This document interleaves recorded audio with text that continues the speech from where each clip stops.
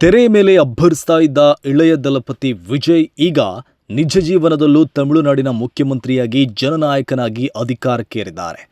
ಆದರೆ ವಿಜಯ್ ಅವರ ಈ ಐತಿಹಾಸಿಕ ರಾಜಕೀಯ ಪಯಣದಲ್ಲಿ ಕೇವಲ ಅವರ ಅಭಿಮಾನಿಗಳ ಅಲೆಯಷ್ಟೇ ಅಲ್ಲ, ಅವರ ಬೆನ್ನಿಗೆ ಕಣ್ಣು ಮತ್ತು ಕಿವಿಯಾಗಿ ನಿಂತಿರುವ ಒಬ್ಬ ವ್ಯಕ್ತಿ ಈಗ ಇಡೀ ದಕ್ಷಿಣ ಭಾರತದ ಗಮನ ಸೆಳೆಯುತ್ತಾ ಇದ್ದಾರೆ. ಅವರು ಬೇರೆ ಯಾರೂ ಅಲ್ಲ, ವಿಜಯ್ ಅವರ ನೆಚ್ಚಿನ ಖಾಸಗಿ ಅಂಗರಕ್ಷಕ, ಕೇರಳದ ಮಾಹಿಯ ಮಲಯಾಳಿ ನಯೀಮ್ ಮೂಸಾ.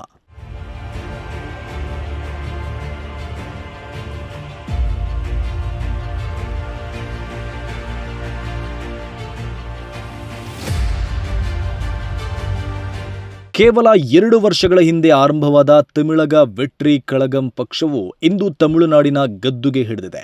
ಈ ಜೈತ್ರ ಯಾತ್ರೆಯಲ್ಲಿ ವಿಜಯ್ ಅವರ ಎಡ ಮತ್ತು ಬಲಗೈಯಂತೆ ಕಾಣಿಸಿಕೊಂಡಿರುವ ನಯೀಮ್ ಮೂಸಾ ಇಂದು ತಮಿಳುನಾಡಿನಲ್ಲಿ ಸ್ಟಾರ್ ರೇಂಜ್ನಲ್ಲಿ ಫೇಮಸ್ ಆಗಿದ್ದಾರೆ. ಸಾವಿರಾರು ಅಭಿಮಾನಿಗಳು ಮುಗಿಬೀಳುವ ರ್ಯಾಲಿಗಳಲ್ಲಿ, ಕಿಕ್ಕಿರಿದು ತುಂಬಿದ ಸಾರ್ವಜನಿಕ ಸಭೆಗಳಲ್ಲಿ ವಿಜಯ್ ಅವರ ಪ್ರತಿ ಹೆಜ್ಜೆಯಲ್ಲೂ ನಯೀಮ್ ಸುರಕ್ಷಾ ಕವಚದಂತೆ ಇರ್ತಾರೆ. ರೋಡ್ ಶೋಗಳ ವೇಳೆ ವಿಜಯ್ ಅವರತ್ತ ಅಭಿಮಾನಿಗಳು ಪ್ರೀತಿಯಿಂದ ಎಸೆಯುವ ಹೂಮಾಲೆ ಮತ್ತು ಹೂಗಳನ್ನು ಮಿಂಚಿನ ವೇಗದಲ್ಲಿ ಹಿಡಿದು ನಟನಿಗೆ ಯಾವುದೇ ತೊಂದರೆಯಾಗದಂತೆ ನೋಡಿಕೊಳ್ಳುವ ಇವರ ವಿಡಿಯೋಗಳು ಸೋಷಿಯಲ್ ಮೀಡಿಯಾದಲ್ಲಿ ಸಖತ್ ವೈರಲ್ ಆಗಿದ್ದವು.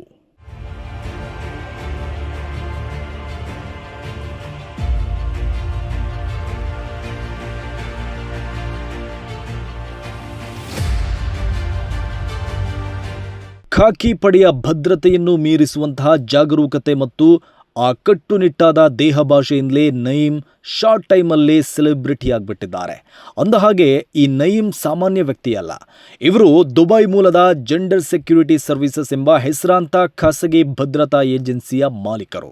ಹಾಲಿವುಡ್ ಸ್ಟಾರ್ಗಳಾದ Tom Cruise, Will Smith, Justin Bieber ಮಾತ್ರವಲ್ಲದೆ ಫುಟ್ಬಾಲ್ ದಂತಕಥೆಗಳಾದ ಡೇವಿಡ್ ಬೆಕ್ಹ್ಯಾಮ್, ರೊನಾಲ್ಡಿನೋ ಮತ್ತು ನಮ್ಮ ಹೆಮ್ಮೆಯ ವಿರಾಟ್ ಕೊಹ್ಲಿ, ಶಾರುಖ್ ಖಾನ್ ಅಂತಹ ದಿಗ್ಗಜರು ದುಬೈಗೆ ಭೇಟಿ ನೀಡಿದಾಗ ಅವರಿಗೆ ಭದ್ರತೆ ಒದಗಿಸಿದ್ದು ಇದೇ ನಯೀಮ್ ಮೂಸಾ.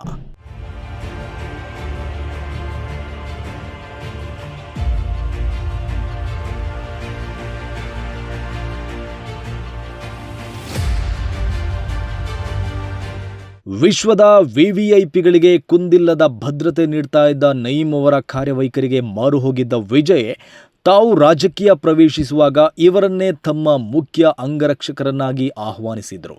ಅಂದಿನಿಂದ ಕಳೆದ 2 ವರ್ಷಗಳಿಂದ ನಯೀಮ್ ಮತ್ತು ಅವರ ತಂಡ ವಿಜಯ್ ಅವರ ನೆರಳಿನಂತೆ ಜೊತೆಗಿದ್ದಾರೆ. ಕಳೆದ ಭಾನುವಾರ ಚೆನ್ನೈನ ಜವಾಹರ್ಲಾಲ್ ನೆಹರು ಸ್ಟೇಡಿಯಂನಲ್ಲಿ ನಡೆದ ಪ್ರಮಾಣ ವಚನ ಸಮಾರಂಭದಲ್ಲೂ ನಯೀಮ್ ಕಪ್ಪು ಕನ್ನಡಕ ಮತ್ತು ಕಪ್ಪು ಶರ್ಟ್ ಧರಿಸಿ ತಮಿಳುನಾಡಿನ ಹೊಸ ಸಿಎಂಗೆ ಅಭಯ ನೀಡುತ್ತಾ ನಿಂತಿದ್ರು.